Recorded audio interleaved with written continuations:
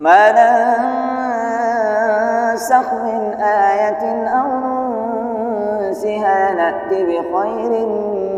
منها أو مثلها ألم تعلم أن الله على كل شيء قدير ألم تعلم أن الله له ملك السماوات والأرض وما لكم من دون الله من ولي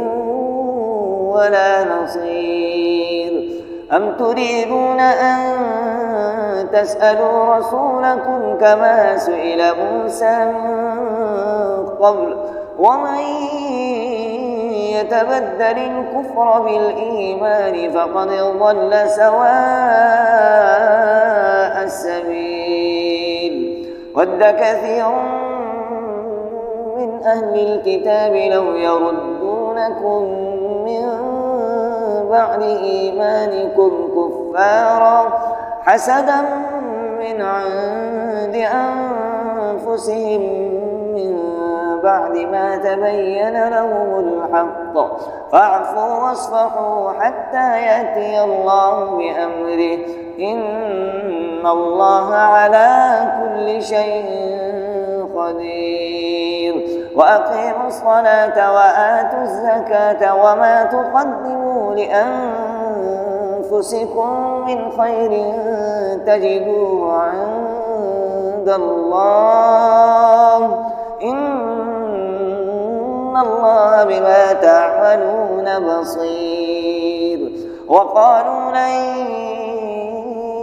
يدخل الجنة إلا من كان هودا أو نصارى تلك أمانيهم قل هاتوا برهانكم إن كنتم صادقين بلى من أسلم وجهه لله وهو محسن فله أجره عند ربه ولا خوف عليهم ولا هم يحزنون وقالت اليهود ليست النصارى على شيء ليست اليهود على شيء وهم يتلون الكتاب كذلك قال الذين لا يعلمون مثل قولهم فالله يحكم بينهم يوم القيامة فيما كانوا فيه يختلفون ومن أظلم ممن منع مساجد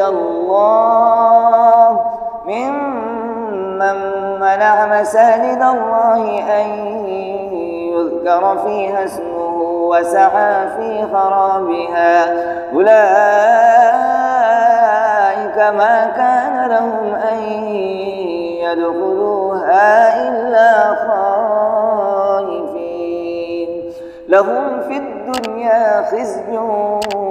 ولهم في الآخرة عذاب عظيم ولله المشرق والمغرب فأينما تولوا فثم وجه الله إن الله واسع عليم وقالوا اتخذ الله ولدا سبحانه بل له ما في السماوات والأرض كل له قانتون بديع السماوات والأرض وإذا قضى أمرا فإنما يقول له كن فيكون وقال الذين لا يعلمون لولا يكلمنا الله أو تأتينا آية كذلك قال الذين من قبلهم مثل قولهم تشابهت قلوبهم قد بينا الآيات لقوم يوقنون إنا أرسلناك بالحق بشيرا ونذيرا ولا تسأل عن أصحاب الجحيم ولن ترضى عنك اليهود ولا النصارى حتى تتبع ملتهم قل إن هدى الله هو الهدى ولئن اتبعت أهواءهم بعد الذي جاءك من العلم ما لك من الله من ولي ولا